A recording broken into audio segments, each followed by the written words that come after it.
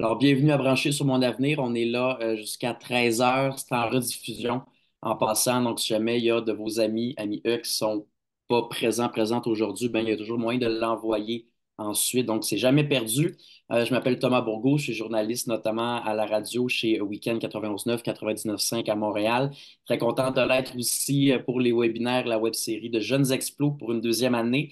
Jeunes Explos, un organisme à but non lucratif. On aide les jeunes à s'orienter avec des informations sur les possibles choix de carrière. On organise notamment des rencontres comme celle d'aujourd'hui dans le cadre de la semaine des technologies de l'information. Gros merci à notre partenaire Mon Avenir TI en passant, parce que c'est grâce à nos partenaires qu'on organise de très belles discussions comme celle d'aujourd'hui. Donc, si vous avez des questions, je vous invite à les indiquer, à les marquer dans la boîte de commentaires juste en dessous, pas loin de vos touches pour écrire sur votre clavier. Moi, je fais le relais avec nos experts. Et je laisserai la parole finalement à M. Louis Marceau qui va peut-être nous indiquer un peu à qui on parle aujourd'hui et c'est quoi mon avenir TI finalement. Merci beaucoup, Thomas. Bonjour tout le monde. Bienvenue. En fait, Mon Avenir TI, c'est un groupe de 62 entreprises dans la région de Québec qui se sont mobilisées ensemble pour faire connaître les opportunités dans le domaine. Déjà, en nommant 62 entreprises, ça montre la diversité des opportunités qui peut exister dans le domaine. Donc, les entreprises qui composent le groupe sont autant des secteurs plus traditionnels comme l'assurance, le gouvernement, mais aussi le jeu vidéo, la cybersécurité, l'intelligence artificielle, tous les domaines qu'on entend parler aujourd'hui et qui vont amener des opportunités extraordinaires pour nos jeunes. Souvent, on aime dire que 80 des emplois qui vont exister dans 10, 15 ans n'existent pas encore. Fait qu'il est important de se positionner dès aujourd'hui, avec notre parcours scolaire et tout ça, pour être un éternel apprenant puis profiter de ces opportunités-là. Fait que le programme qu'on vous offre aujourd'hui, c'est un programme en 3 temps. Thomas va naviguer à travers ça, à travers ces questions. Mais la première personne que je veux vous présenter, c'est mon amie Aruni Potang-Mavoy. Aruni est étudiante à l'ETS et elle aborde sa maîtrise. Elle travaille sur les projets de vêtements intelligents. Je vous parle de nouvelles opportunités, de nouveaux domaines de travail. Les vêtements intelligents, c'est quelque chose qu'on va voir exploser probablement dans les prochaines années.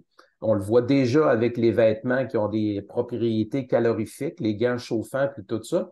Mais on pourra voir avec Aruni probablement des portées dans le monde médical, dans plein de domaines où les vêtements intelligents vont probablement prendre une place de plus en plus grande dans les prochaines années. Par la suite, il y a mon ami François Gagnon, qui est enseignant en informatique au Cégep de Sainte-Foy. Lui-même, un gradué qui a fait des études en informatique, mais il pourra vous parler des différents parcours qui existent, puis répondre à vos questions aussi là, par rapport aux choix que vous arrivez à faire au cours des prochains mois. Là, je parle surtout au niveau des secondaires 4, les secondaires 5, mais bien sûr, là, pour chacun d'entre vous, je vous invite à poser vos questions, profiter de la présence de François. Et la troisième personne qui les accompagne, c'est Judith. Judith, qui est une spécialiste en recrutement dans une des sociétés de Mon Avenir TI, qui s'appelle ESI Technologies. Donc, elle pourra vous parler un petit peu de c'est qui on cherche, c'est quoi les qualités qu'on cherche en technologie.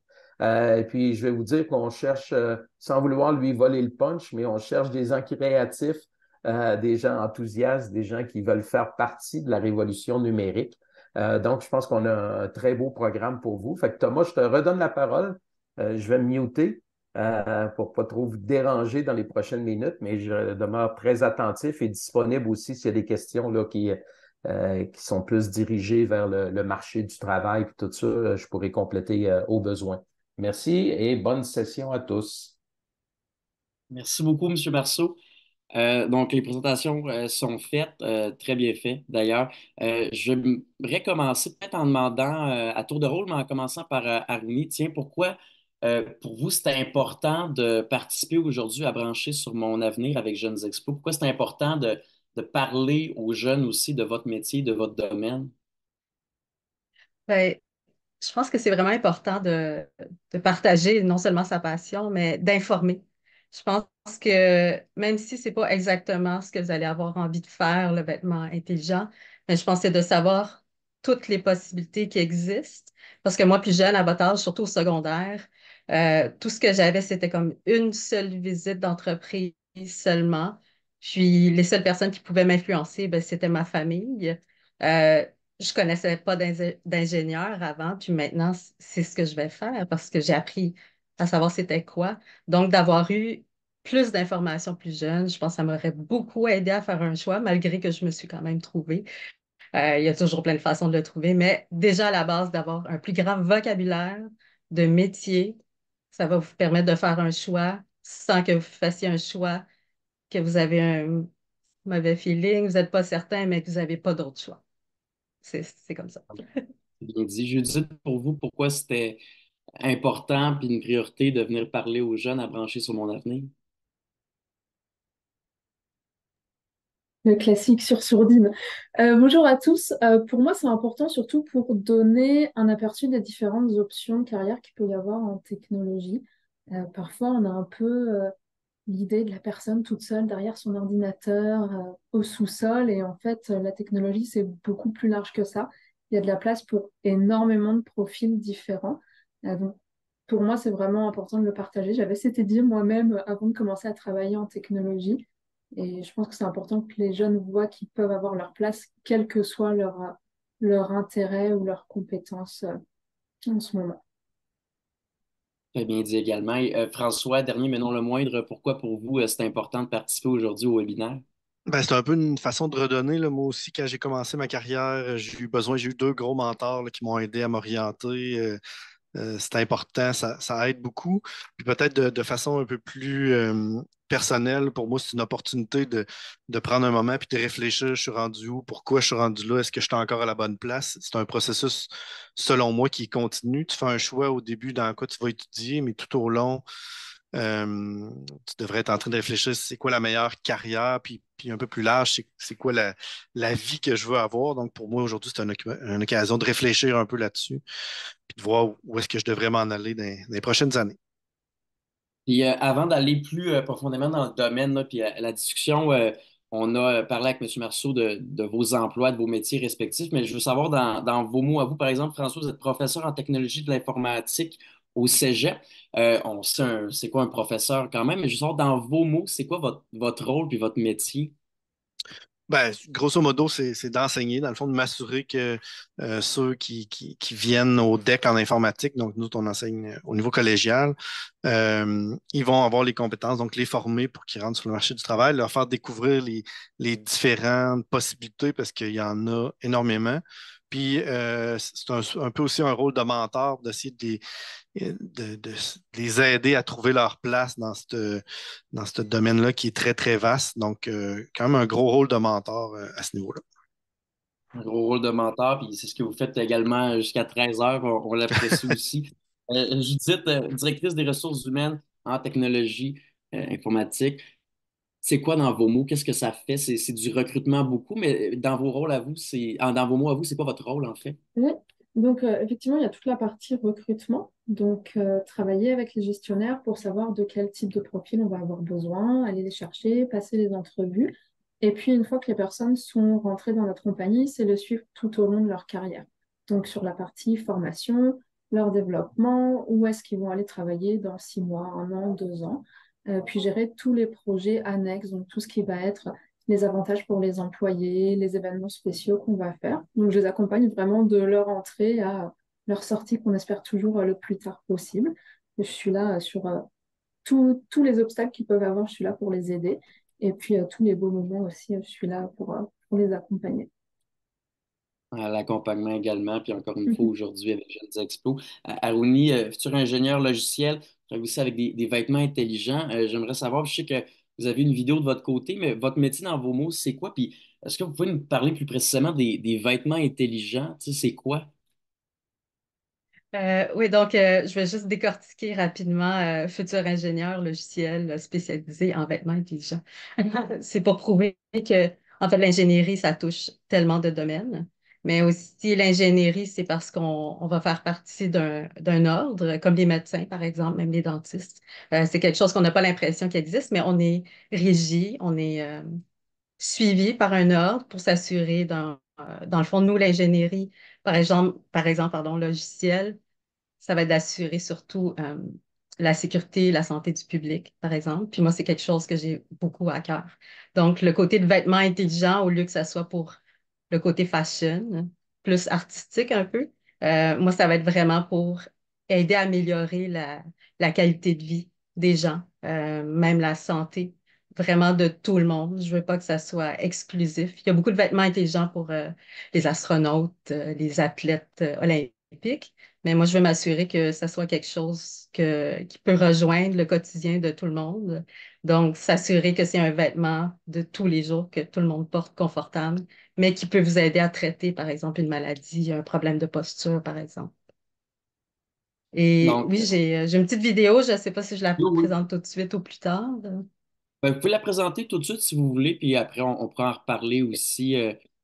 C'est une vidéo pour parler plus des vêtements intelligents pour l'illustrer, je pense, c'est ça? Oui, en fait, oui, on la voit bien. Est-ce que tout le monde la voit? Parfait. Donc, Oui. c'est ça, mon projet de maîtrise, c'est... Oups, je l'ai mis jusqu'à la fin.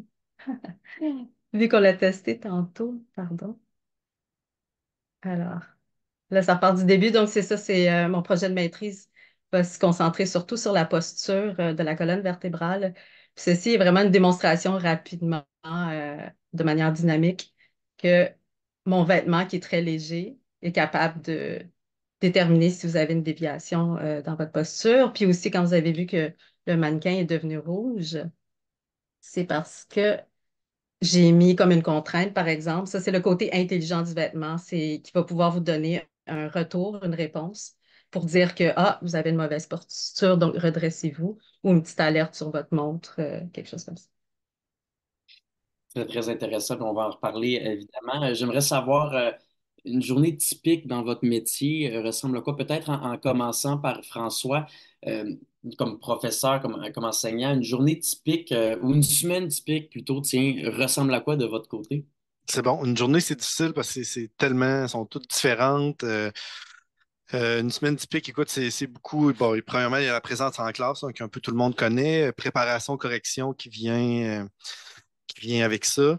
C'est beaucoup de formation. Faut aller chercher les nouvelles tendances, les nouveautés. L'informatique, c'est un domaine qui bouge beaucoup. Fait qu'il faut rester à jour pour être capable d'enseigner euh, les dernières tendances. Donc, il y a beaucoup, beaucoup de formation. Veille technologique là, qui rentre à l'intérieur de ça. Ben, il y a évidemment là, tout aussi une partie de tâches administratives là, qui est peut-être moins liée à l'informatique, mais liée à la tâche d'enseignant. Puis, une grosse partie aussi, c'est l'accompagnement des étudiants, là, donc que ce soit de répondre aux questions, ceux qui ont plus de difficultés, ou pousser ceux qui ont plus de facilité à se rendre plus loin. Fait que c'est beaucoup du sur-mesure qui va se définir au fur et à mesure que la session avance, au fur et à mesure que les cours avancent. Euh, c'est quelque chose c'est un job, être prof, qui a un rythme vraiment particulier, là. C'est pas du 8 à 5, c'est pas un rythme monotone. Donc, on va travailler des fois, on va avoir des rushs, on va travailler beaucoup, beaucoup le soir, la fin de semaine. D'autres fois, ça va être plus relax. On va pouvoir se concentrer sur des plus petites parties. Donc, c'est quelque chose qui varie énormément en termes de beat de travail. Donc, moi, c'est ça que j'aime à propos de l'enseignement. Et de votre côté, Judith, une journée ou une semaine typique dans votre métier ressemble à quoi? C'est un peu comme François, ça va vraiment varier selon les saisons et les activités, enfin les actualités. Mais il y a globalement trois grandes tâches que je fais chaque semaine. La première, c'est la partie support aux employés et aux gestionnaires. Donc, ce qu'on disait là, tout à l'heure, l'accompagnement dans leur quotidien. Ça va être accompagner les gestionnaires sur le recrutement, accompagner sur la gestion d'équipe, accompagner les équipes s'ils ont des questions sur leurs assurances, les avantages qu'on peut leur offrir. La deuxième partie, c'est tout ce qui est gouvernance. Donc, rédiger des politiques, travailler sur les dossiers gouvernementaux, s'assurer qu'on respecte les normes. Ça, c'est une autre grosse partie. Et puis, la troisième tâche, c'est le travail sur des projets. Donc ça, c'est un peu tout le reste, mais on va avoir des acquisitions de compagnie. On fait pas mal d'acquisitions. Donc ça, parfois, je vais beaucoup travailler là-dessus. On va travailler sur des projets d'immigration, faire venir des personnes de l'étranger, développer un nouvel intranet, ça peut être, ou travailler sur le club social. On essaie de faire en sorte que les gens reviennent un peu au travail après la pandémie. Donc ça aussi, ça peut être des projets sur lesquels on va travailler de façon intensive pendant quelques semaines. Et ça va vraiment varier. Certaines semaines, je vais pas du tout travailler sur des acquisitions. Et puis après, pendant un mois, je vais peut-être faire que ça. Mais ça donne un bon aperçu déjà ces trois tâches de ce que je peux faire. Donc, c'est quand même varié aussi comme responsabilité également de votre côté. Arouni, savoir, est-ce que vous aussi, c'est assez varié une journée, une semaine typique, ou est-ce qu'il y a plus une routine? Ça ressemble à quoi de votre côté? C'est ça, je pense qu'il n'y a pas vraiment de routine, ou sinon c'est des routines, mais à court terme. Donc, pour moi, ça me va. Je ne suis pas une personne qui est capable de faire 6 mois la même routine, un an, toujours les mêmes choses. Ce qui est génial en recherche, je vais parler quand même en général, parce que oui, je fais une maîtrise en recherche, mais quand je vais tomber dans le domaine du travail, ça va être la même chose. Je me pratique à être une chercheuse, en fait. Donc, ça commence avec plusieurs phases, en fait. La plus importante, en fait, c'est s'établir un objectif. Qu'est-ce qu'on veut faire? Qu'est-ce qu'on veut chercher? Puis après, justement, ayant notre objectif précis, bien, on fait de la recherche de littérature scientifique. C'est-à-dire, en ce moment même, je suis en train de parcourir tous les articles scientifiques qui existent. Je me suis mis une limite d'années. En fait, je ne veux pas aller qu'est-ce qui existait il y a 20 ans. Mais j'essayais de voir qu'est-ce qui existe présentement pour justement essayer d'innover, de trouver une nouvelle façon de créer des nouveaux capteurs pour mon vêtement, justement.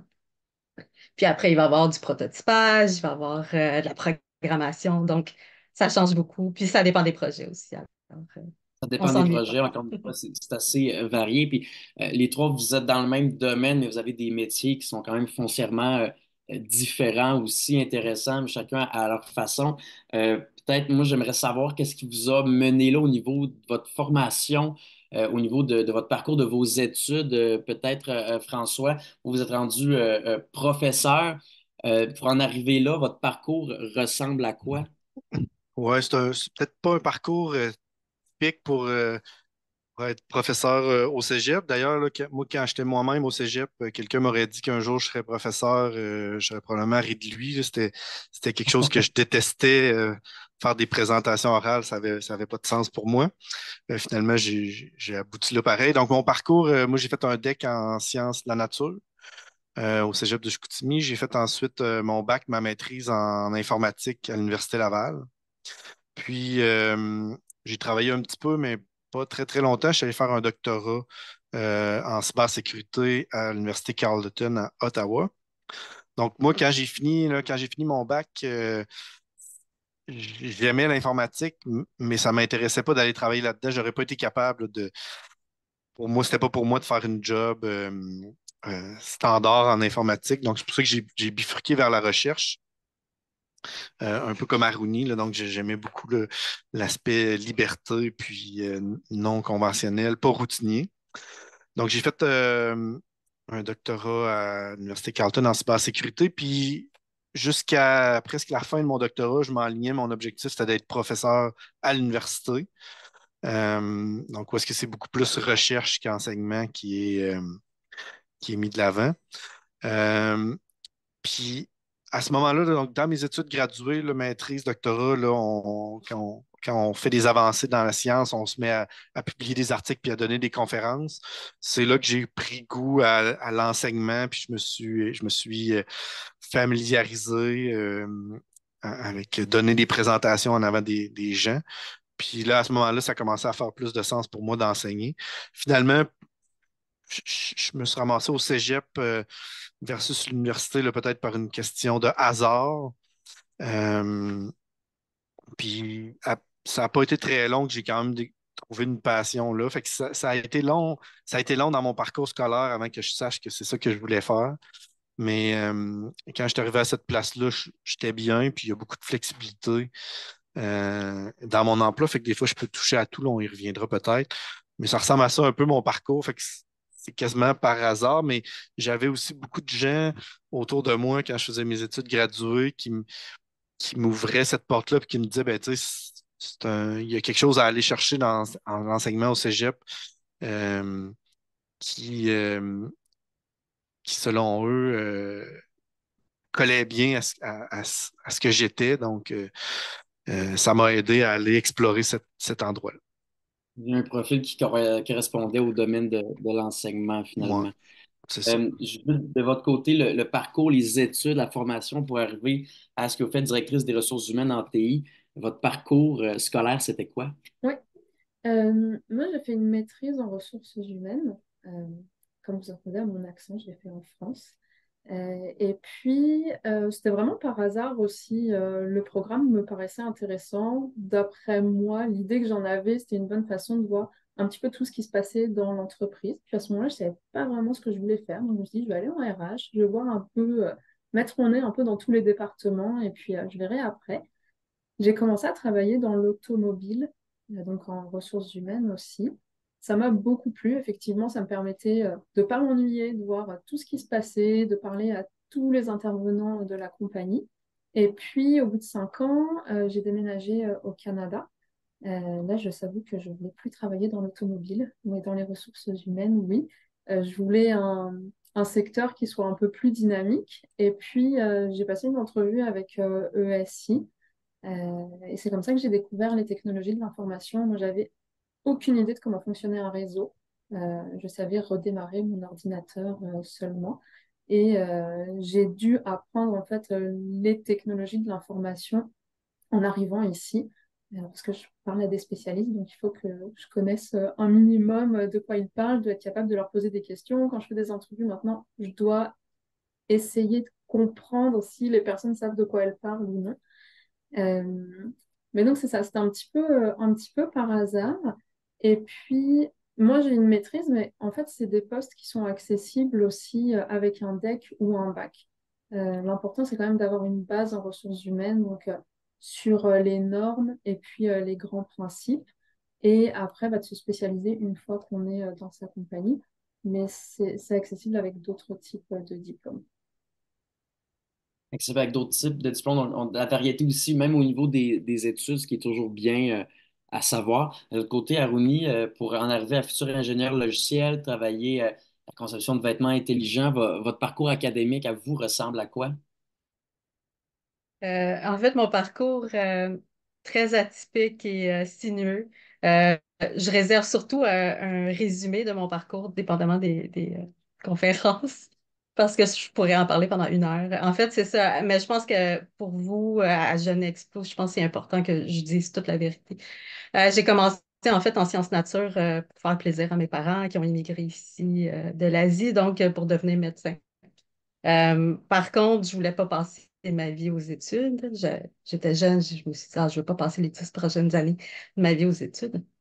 Donc, j'ai changé. J'ai changé pour une technique en informatique parce que ma sœur est à l'université en informatique. Donc, j'ai fait 1 an, sauf qu'il y a environ 15 ans. C'était pas aussi inclusif qu'aujourd'hui. En fait, je trouvais que j'avais pas le profil pour être en informatique il y a 15 ans. J'étais une personne qui aimait parler aux gens, j'étais extravertie, mais j'aimais beaucoup la programmation aussi. Alors j'étais comme un peu confuse. Sauf que, étant donné que c'est ça, c'était pas aussi inclusif, j'avais l'impression que j'étais pas assez passionnée pour y rester. Donc j'ai fait un 180, je suis allée en design de mode, où est-ce qu'il y a 2 garçons. C'était l'inverse en informatique. J'étais une des seules filles. Là, je suis allée en design de mode, puis j'ai adoré. J'ai adoré ça parce que j'avais aussi un côté créatif. Et ma mère est couturière. Donc, j'ai ma sœur et ma mère qui m'ont beaucoup influencée. Ma sœur aurait été astronaute. Je ne serais pas ici aujourd'hui. Je serais dans la semaine de l'aéronautique. Donc, j'ai fait design de mode, sauf que j'ai eu un cours d'importation et exportation, puis ça m'a vraiment mis en contact avec mes valeurs, dont celle la plus importante, c'est l'altruisme, qui est le désir voir d'avoir le bien pour les autres sans vraiment avoir rien en retour. C'est mon cours d'importation-exportation. On a fait une simulation de faire un T-shirt, la production d'un T-shirt. Moi, j'ai choisi le Cambodge. Puis finalement, mon vêtement, j'avais un petit fermoir décoratif, il me coûtait 2 $. Puis la personne que je payais me coûtait 24 sous. Puis pour moi, bon, je sais qu'il y a beaucoup de paramètres à considérer. Puis à l'ère de la fast fashion, ben c'est pour ça que les vêtements coûtent pas cher. C'est parce qu'on certaines personnes acceptent de payer 24 sous quelqu'un pour assembler un vêtement. Sauf que pour moi, c'est quelque chose d'impossible. Donc, ça m'a vraiment fait tourner le dos au domaine de la mode, à l'ère de la fast fashion, en fait. Quand on Donc, dit par curiosité, fast fashion, c'est ce qui vous a fait changer carrément de branche, c'est le fait de produire des vêtements à faible coût, puis on s'en débarrasse rapidement. en fait, ça, c'est environ il y a 10 15 ans. Euh, c'est sûr que mes professeurs m'encourageaient parce que j'avais vraiment des valeurs, surtout humaines. Puis ils me disaient, ben, si tu pars une entreprise éco-socio-responsable, tu sais, on t'encourage. Sauf qu'il y a plusieurs années, pour moi, c'était vraiment comme un Everest. Encore là, je me demandais est-ce que je suis assez passionnée pour vouloir le faire. Donc, pour moi, je voulais vraiment poursuivre tous mes intérêts, mes valeurs, mais selon mes règles à moi, en fait. Donc, à chaque fois que j'ai changé, je me suis respectée. Puis justement, ça m'a permis d'apprendre. À chaque fois, j'ai appris sur moi. Puis, c'est ça, je suis tombée sur le marché du travail. J'ai fini par travailler dans un emploi qui me permettait pas de me développer. Donc, j'ai eu la crise de la trentaine, en fait. Puis, j'ai décidé de retourner aux études. Cette fois-ci, je suis retournée en sciences nature parce que j'avais un objectif, c'était de finir mon programme en informatique. Donc, là, j'avais une motivation de finir mes sciences, de finir mes cours de biologie, mathématiques, physique et chimie, parce que je voulais aller à l'université en informatique, en génie logiciel à l'ETS, justement. Donc, j'ai pu, grâce à un cheminement spécial qui s'appelle un cheminement en technologie, qui est comme un an supplémentaire avant l'université. Parce qu'en fait, quand on veut aller en génie à l'ETS, il faut avoir un DEC technique dans des programmes, bien sûr, que l'ETS offre.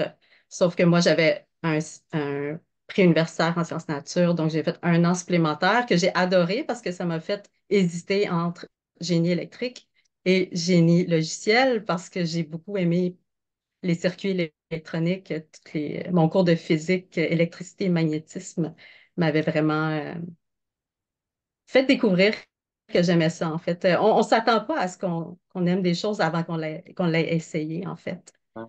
Euh, Absolument. Tout ce parcours-là, en gros, c'était le début pour en arriver là où vous êtes. Puis vous avez un très bon point aussi. On ne sait pas vraiment si on aime quelque chose avant de l'avoir essayé. Puis ce qui m'amène à poser la question, peut-être en commençant par Judith, cette fois, le moment où vous avez su que vous étiez dans votre domaine puis au bon endroit, tu sais, le moment où, parce qu'on hésite avant d'aller aux études dans un certain domaine, puis là, on se dit, est-ce que le travail qu'on va faire, ça va me correspondre? Mais le moment où vous avez su que ce que vous faites en ce moment, c'est-à-dire directrice des ressources humaines en TI, c'était l'emploi qui était fait pour vous puis que vous alliez être heureuse là-dedans. C'était quoi ce moment-là? Ouais. Ça a pris vraiment longtemps. Quand je dis vraiment longtemps, c'est en mois. Ça a pris 6 mois à peu près. Au début, j'aime bien prendre du temps un peu avant d'avoir une décision finale, me dire, ah là, c'est bon, je suis sur mon X, comme on dit. Euh, mais ça a pris tous ces mois déjà pour voir l'ampleur du poste, qu'est-ce que c'est exactement. On ne peut pas savoir en 2 semaines si quelque chose nous plaît ou pas. Euh, donc déjà, ça, voir toutes les tâches que j'avais à faire, toutes les possibilités d'évolution que j'avais, ça a pris à peu près 6 mois. Et puis, une autre chose qui a pris du temps, c'est apprendre à connaître mes collègues, parce que ça, pour moi, c'est vraiment très important. Travailler avec des personnes dont je partage les valeurs, que j'ai envie de voir tous les jours, parce que je vois mes collègues 8 heures par jour. Donc ça prend du temps aussi de construire des relations. Il y a certaines personnes à qui je n'ai pas parlé les 2 premiers mois, je ne les croisais pas. Puis en fait, aujourd'hui, je suis tellement heureuse de les voir tous les jours. Donc ça a pris du temps. Et puis, je me repose régulièrement la question aussi.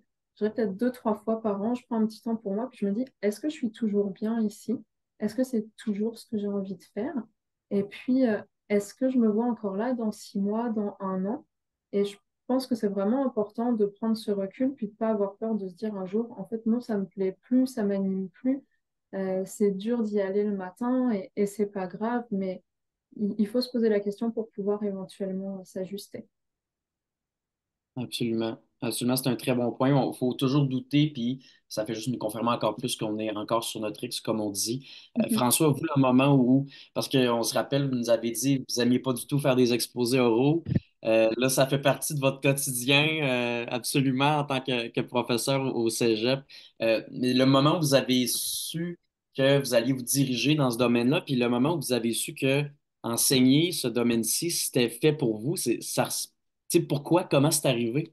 Ouais, c'est pas facile, c'est quand même assez difficile de répondre à ça, là. Moi, quand je suis arrivé à l'université, dans mes premiers cours d'informatique, là, je savais que c'était à ma place, c'était mon domaine.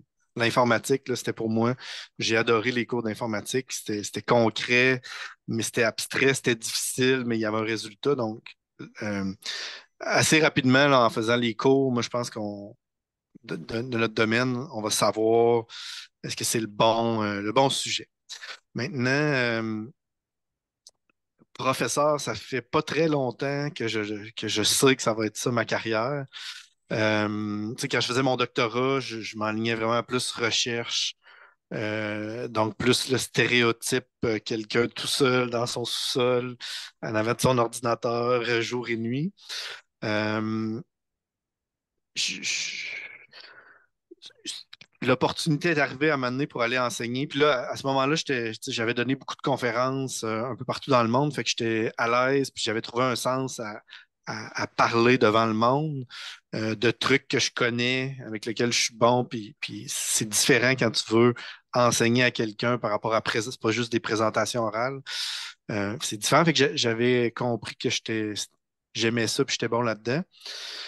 Fait que c'est quand j'ai essayé l'enseignement, puis j'ai eu une opportunité qui s'est créée un peu par hasard, puis que j'ai essayé, j'ai, j'ai eu un peu la piqûre de tout ça, puis je me suis dit, wow, c'est vraiment intéressant, le contact avec les étudiants, développer des passions.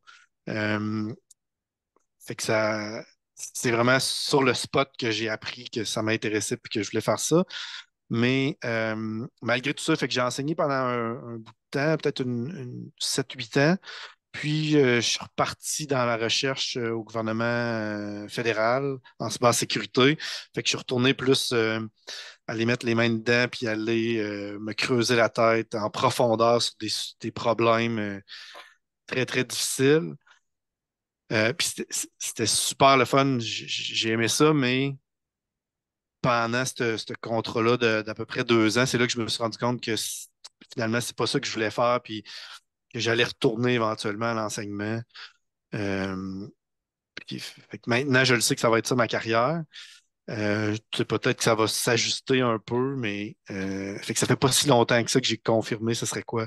Ma place, c'est un peu essai-erreur, puis comme Judith a mentionné, c'est important de se remettre en question, puis pas avoir peur d'essayer d'autres trucs peut-être qu'ils vont être plus le fun, puis peut-être que c'est là qu'on va réaliser que, ouais, non, finalement, ce que je veux faire, c'est ce que j'avais avant, puis on pourrait y retourner.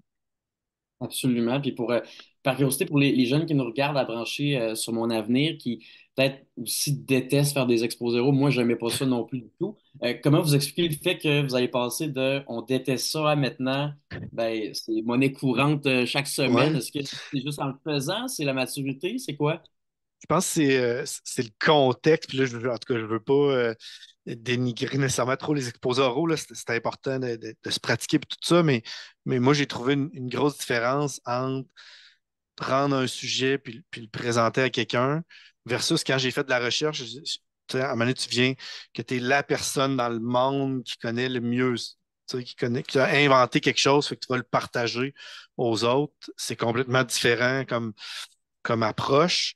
Puis, ben, enseigner après ça, oui, t'es en avant puis tu parles, mais c'est putain ce que tu dis qui est important que l'impact que ça a. Fait qu'il y a toutes des choses qui viennent graviter autour. Fait que je pense que c'est peut-être en y trouvant un sens que ça devient intéressant maintenant puis pertinent pour moi de le faire. C'est sûr que la pratique va aider, mais il y a clairement éventuellement un déclic qui s'est fait, je pense, au travers de la recherche puis des conférences euh, que j'ai changé ma façon de voir ça peut-être, puis que ça fait que maintenant je suis bon, puis j'aime ça, puis je suis capable de le faire. Ça veut dire que c'est possible aussi pour des jeunes qui peut-être n'aiment pas ça non plus, puis veulent enseigner aussi dans le domaine des TI. Aroni, vous, ingénieur logiciel éventuellement, on travaille avec les vêtements intelligents, on la maîtrise. Puis vous nous aviez dit, quand vous êtes venu ici, les parents auraient aimé ça, peut-être la médecine. Mais qu'est-ce qui fait en sorte, c'est quoi le moment qui a fait en sorte que vous êtes rendu dans votre domaine maintenant, puis le moment où vous êtes rendu compte que c'était vraiment votre X, puis c'est un métier qui est fait pour vous? Oh là là. On dirait que ça a été plusieurs choix. J'ai l'impression que j'ai eu plusieurs vies, en fait. C'est vraiment au début de mon bac en génie logiciel que j'ai compris que je pouvais, que ça se pourrait que je serais capable de faire du vêtement connecté. Parce qu'en fait, quand j'ai commencé le design de mode, il n'y avait pas des capteurs miniaturisés, des microcontrôleurs gros comme ceci, là. Ça existait pas encore. Donc, c'est vraiment une question de synchronicité, je dirais. Comme quand j'ai commencé mon bac, moi, c'était surtout pour avoir une bonne job. Puis j'aimais la programmation. Ma sœur était là-dedans. Donc, j'avais pas encore l'idée que je pourrais faire des vêtements en même temps. Et là, avec l'avenue de justement les vêtements connectés ou même juste les accessoires connectés, les objets connectés, tout s'est miniaturisé. Donc, ça a comme fait une porte. Donc, c'est vraiment au début de mon bac que je me suis dit, hey, ça serait quelque chose de possible. Puis là, j'ai commencé à prendre des cours d'objets connectés, de programmation surtout axée sur des systèmes embarqués, puis même des cours à l'extérieur de l'université. Dans mon ancien cégep de design de mode, par exemple, ils ont donné un cours de vêtements intelligents. Donc là, ça m'a juste assuré que, hey, c'est vraiment ça que je veux faire. Et comment j'ai fait ça? C'est en essayant. C'est en essayant justement. Puis quand on essaie des choses qu'on n'aime pas, c'est aussi important comme information, je pense. Parce qu'on sait c'est quoi le sentiment de qu'est-ce qu'on n'aime pas. Donc, on élimine, bon, notre entonnoir se réduit, par exemple. Comme Judith, François en mentionné, c'est ça, c'est en essayant aussi. Puis de se permettre de ne pas aimer ça aussi, je pense que c'est correct. Parce qu'en fait, quand on trouve quelque chose qu'on aime, hey, on sait qu'on l'aime. Parce qu'on sait c'est quoi qu'on n'aimait pas. Puis là, le feeling d'aimer quelque chose, c'est vraiment noir et blanc, là, un peu plus.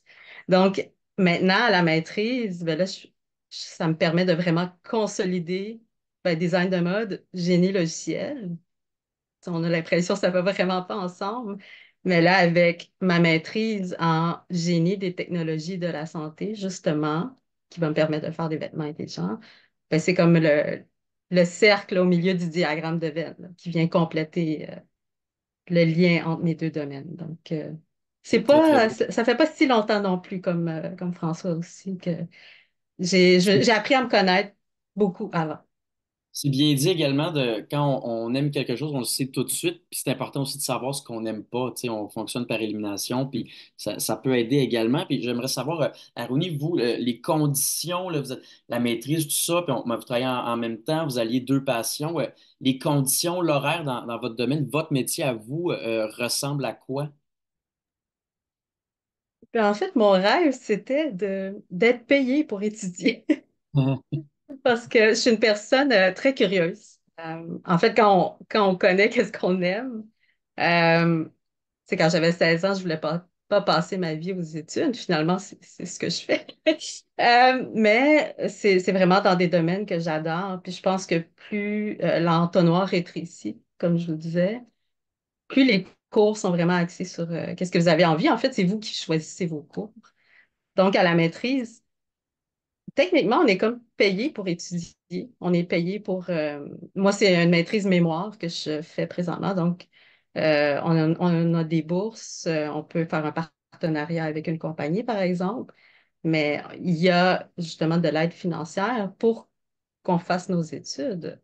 Donc, moi, j'adore ça parce que c'est un horaire flexible aussi. Je peux autant travailler chez moi, comme ici. Vous pouvez voir ma machine à coudre derrière. Mais j'ai mon bureau au centre de recherche du CHUM que je vais avoir pendant les 2 prochaines années pour les études de maîtrise. Puis j'ai aussi un bureau à mon école, à l'École de technologie supérieure. Donc, j'ai beaucoup d'amis différents, de différents domaines. Donc, c'est le fun de changer d'atmosphère aussi. C'est très flexible. C'est vraiment un domaine génial.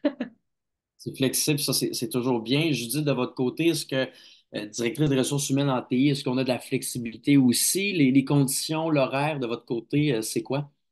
Oui.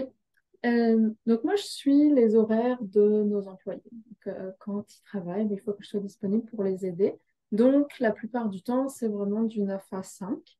Euh, Après, nous, on a des employés qui travaillent la nuit aussi. On a un centre de sécurité qui travaille 24/7. Donc, je peux être amenée aussi à leur parler le soir, la fin de semaine. Euh, je suis vraiment un support pour eux, donc il faut que je sois disponible quand ils ont besoin. Euh, mais c'est globalement 9 à 5. Et ensuite, au niveau du lieu de travail, moi, je travaille du bureau de Montréal, mais j'ai des employés un peu partout au Canada. On a aussi du monde aux États-Unis. Donc, je parle à des gens qui sont partout dans le monde. Je le fais du bureau parce que j'ai un bureau très agréable, mais je peux le faire aussi de chez moi ou d'ailleurs au Canada. Quand même aussi. Donc, on peut le faire. Télétravail, de plus en plus, ça prend une place importante. Donc, si de votre côté aussi, il y a de la Mhm. flexibilité, c'est un point à pas négliger. François, j'imagine de votre côté, les conditions horaires, c'est clair qu'il y a des cours où tu sais, c'est préétabli que c'est soit à distance, en classe, mais je veux quand même savoir les conditions, l'horaire ressemble à quoi de votre côté? Ouais, mais c'est quand même assez flexible ou assez malléable. Moi, dans le fond, un horaire typique, là, j'aurais 15 heures de cours par semaine à donner pour avoir une tâche pleine, là, donc sur 2 sessions, automne-hiver. Mais souvent, il y a des tâches connexes que moi, présentement, je suis responsable des stages. Donc, c'est moi qui vais aider les étudiants à se trouver des milieux de stage. Fait que ça, c'est une partie de ma tâche qui va m'enlever quelques heures de cours. Puis, cette session, en plus, j'ai un projet de recherche. Donc, je suis resté un peu connecté avec la recherche. Fait que je fais un projet de recherche en cryptographie euh, qui va venir remplacer aussi une partie de mes cours. Fait que ce qui fait que cette session-ci, en réalité, j'ai juste 6 heures de cours par semaine sur 2 jours. Donc, il y a beaucoup de trous dans mon horaire, puis j'ai beaucoup de flexibilité sur quand est-ce que je fais les autres tâches. Je peux être au cégep seulement pour mes cours, puis pour l'aide aux étudiants, quoique maintenant, de plus en plus, ça se fait virtuellement aussi, l'aide aux étudiants. Là, moi, mes cours sont tout en présence, par contre, mais les étudiants, là, eux aussi, aiment mieux ça, me rencontrer par Teams que dans mon bureau.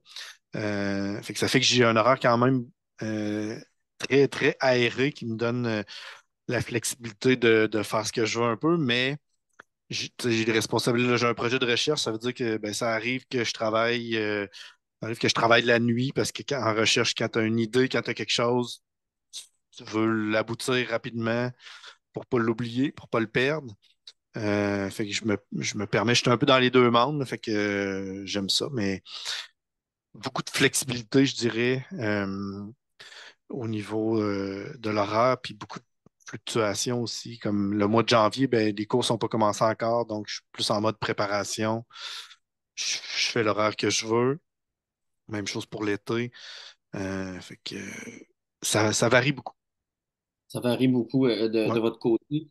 Euh, J'aimerais savoir également, puis j'en profite pour dire, ceux et celles qui ont des questions pour nos mentors, nos experts, expertes, n'hésitez pas à les marquer dans la boîte de commentaires. Moi, je fais le relais, puis je vais les mettre en priorité.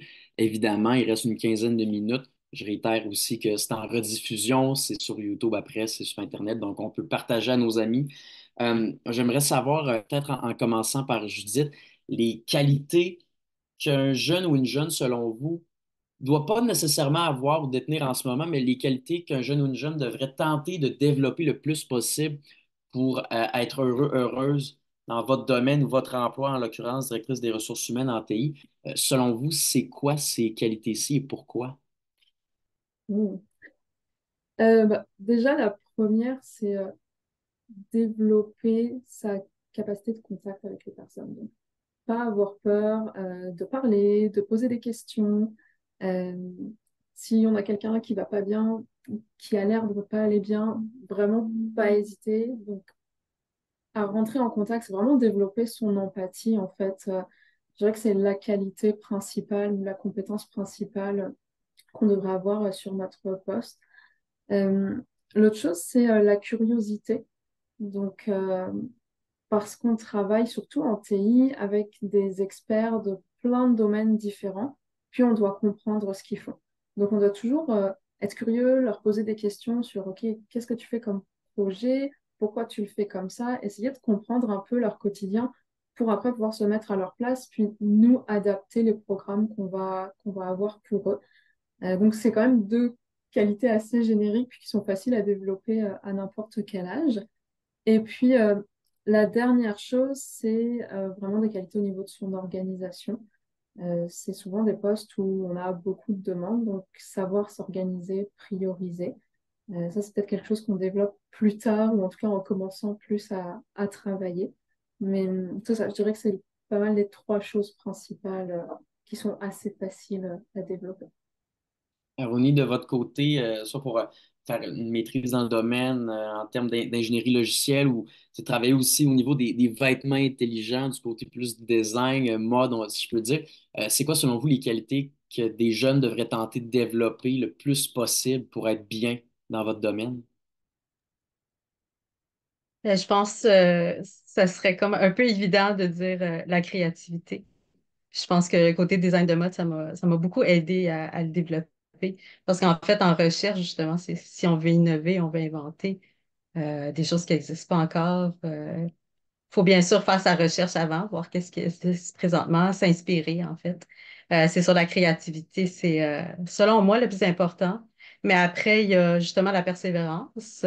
C'est par exemple, faut pas les résultats qu'on obtient, comme si c'est pas exactement ce qu'on aurait souhaité, mais c'est pas nécessairement des mauvais résultats justement. Donc il faut partir de ces résultats, faire des recommandations. Bon, ben, comment est-ce que je peux améliorer ça la prochaine fois? C'est quoi qui a fait qui n'a pas marché? Donc, c'est pour ça que c'est important de ne pas lâcher, justement, en recherche. Aussi la patience, justement, que notre produit, ça ne sera pas demain qu'on va l'avoir. Comme mon vêtement, c'est sûr que je veux que ça arrive le plus rapidement possible sur le marché pour aider le plus de monde possible. Mais je veux m'assurer que justement, ce soit quelque chose qui soit conforme, qui soit sécuritaire pour tout le monde. Donc, il y a ça, puis il y a aussi le fait que, comme j'ai dit, tu as dit d'être curieux, c'est vraiment important. Puis moi, je trouve ça génial parce qu'en TI, en technologie, il faut être curieux parce que ça change à chaque année, à chaque 6 mois. À chaque mois, il y a des articles scientifiques qui sortent sur des nouvelles choses qu'ils ont découvert. Donc, il faut toujours se garder à jour, mais aussi en ingénierie, comme par défaut, il faut le faire aussi. On est malheureusement forcé à se tenir à jour.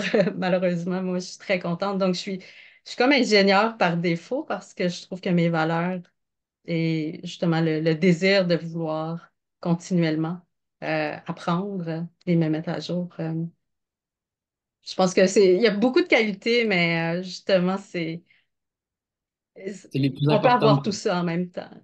Absolument.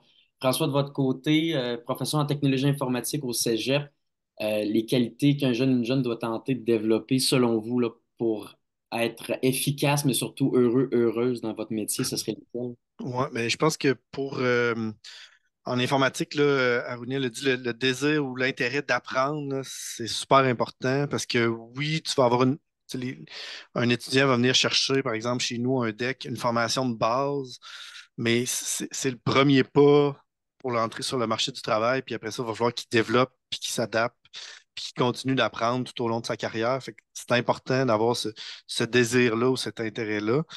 Euh, Nous, on est vraiment axé programmation à Sainte-Foy. Donc, il y a d'autres domaines de l'informatique. Là. Il y a des decks un peu plus réseau, un peu plus euh, support technique. Nous, on est axé programmation. Puis, dans la programmation, l'aspect mathématique, aimer les maths, être capable de jouer avec les maths, euh, l'aspect résolution de problèmes, c'est important. C'est peut-être pas essentiel, mais c'est important pour être capable d'aimer ça, là. L'informatique, c'est quelque chose qui est super abstrait. Euh, Ça prend du temps avant d'avoir des résultats visibles, tangibles. Donc, il y a une capacité d'abstraction, puis il y a peut-être un intérêt vers l'abstraction qui est un gros plus pour, euh, pour s'en aller dans ce domaine-là. Même si, tu sais, puis c'est vrai, puis Judith l'a mentionné, là, c'est un domaine qu'on a besoin de plein de profils. Euh, Si le profil qu'un jeune cherche, c'est vraiment la programmation, moi, je pense que les mathématiques, là, l'esprit mathématique en arrière de tout ça, logique, déduction, résolution de problèmes, c'est important, c'est ça qui va connecter, je pense, pour moi, avec l'informatique. Absolument. J'aimerais savoir parce que pour les jeunes, j'ai l'impression que de plus en plus, les jeunes et les moins jeunes, le côté humain est assez important dans un domaine, dans un métier. Tu sais, on veut se sentir connecté. Il y a de plus en plus de télétravail, mais on veut quand même, j'ai l'impression, garder un côté humain. Judith, c'est directrice des ressources humaines en TI. En plus, j'imagine que quand c'est dans le titre, ça doit être un gros oui, mais à quel point, oui, c'est important le côté humain dans votre métier, dans votre domaine, à quel point ça prend une place qui est considérable. Mhm. Bah, côté ressources humaines, comme vous l'avez dit, c'est mon travail principal. Toute la journée, je suis en contact avec des gens. Il y a des jours, je passe juste mon temps à parler aux équipes.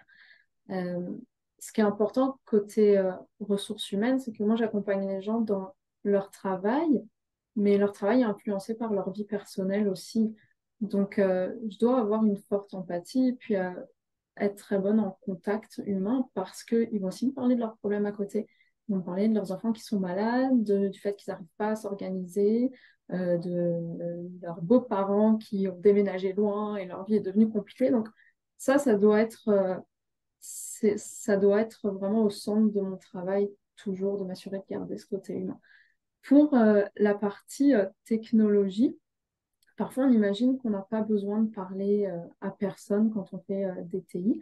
En réalité, on est toujours en contact avec d'autres personnes, ne serait-ce que nos spécialistes support. Ils vont passer la journée à aider leurs collègues. Donc là aussi, ils doivent avoir ce côté très développé et ils doivent être capables de comprendre est-ce que c'est urgent, pas urgent, pourquoi est-ce que cette personne est énervée, essayer de gérer ça.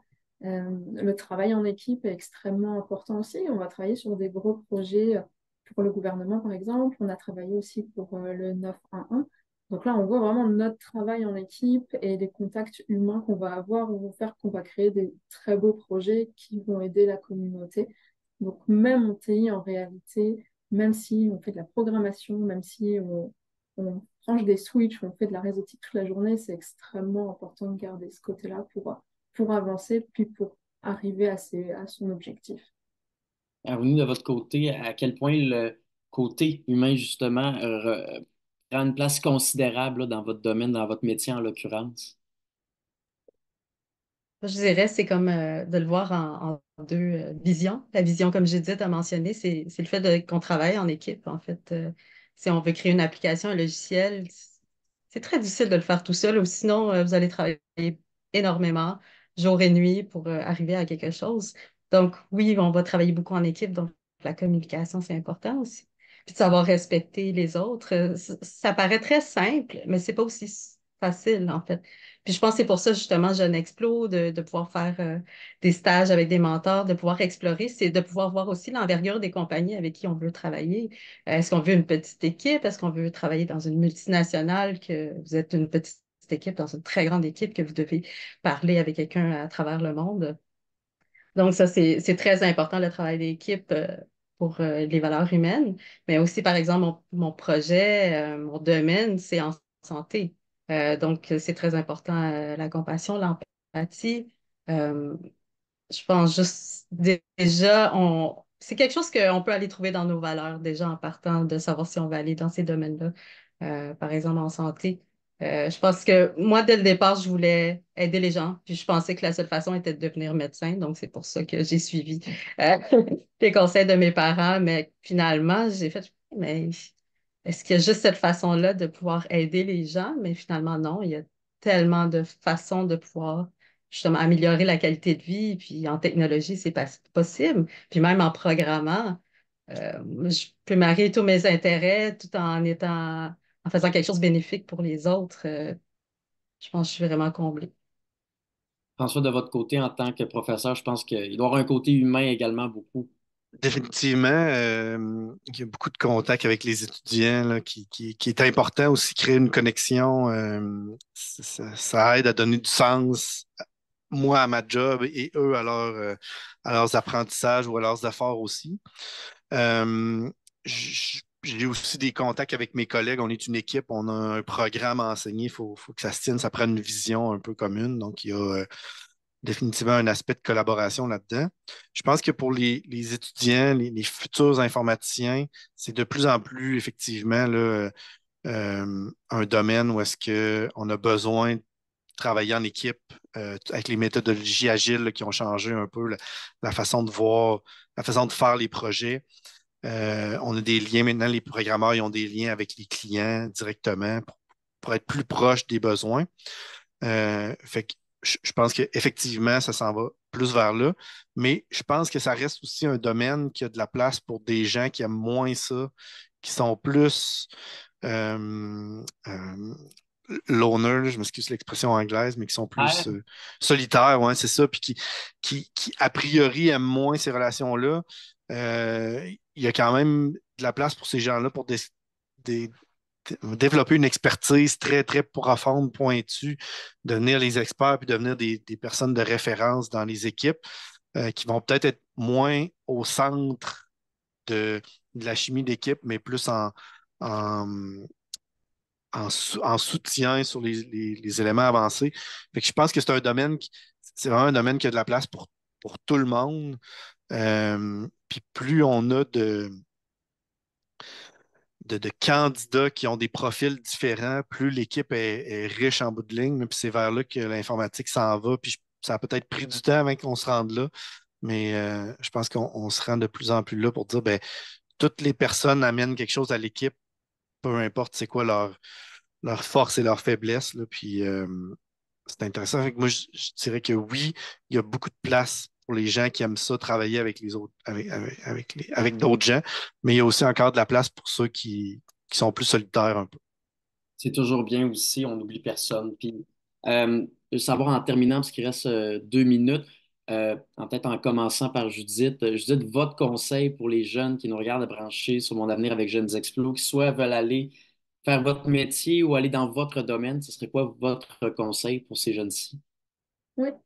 Je vais juste en donner un, comme on n'a plus beaucoup de temps, mais ce serait beaucoup de parler avec son entourage de ses expériences, donc en RH pour la partie RH et puis en technologie pour la partie technologie. Euh, Moi, personnellement, ça m'a beaucoup aidé pour la partie RH de comprendre ce que les membres de l'équipe pouvaient attendre d'une experte en ressources humaines. Ça m'a beaucoup aidé à développer mon empathie parce que c'est mon entourage qui m'a dit que eux attendaient ça. Ou parfois, ils étaient mal à l'aise avec certaines choses que faisait leur RH. Donc, vraiment parler, poser des questions. Qu'est-ce que votre entourage attend? Qu'est-ce qu'il a aimé ou pas aimé de leur équipe RH? Très bon point. Aroni, de votre côté, ce serait quoi votre conseil pour les jeunes qui veulent aller dans votre domaine ou votre métier carrément? Plus jeune, moi, je voulais inventer, créer. Donc, c'est pour ça que je suis allée en design de mode. Je pensais que créer quelque chose physique, palpable, pour moi, c'était comme ça que j'allais avoir comme une satisfaction. Puis, je voulais aussi aider les gens. Puis, je pensais que c'était être docteur ou médecin.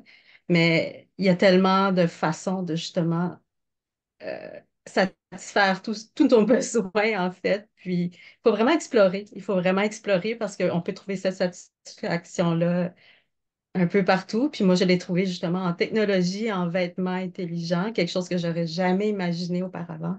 Donc, il faut pas se fermer à des domaines parce qu'on sait jamais, il y a des nouveaux emplois qui arrivent à chaque année. Donc, je pense que c'est de rester ouvert aux opportunités, mais aussi de se respecter.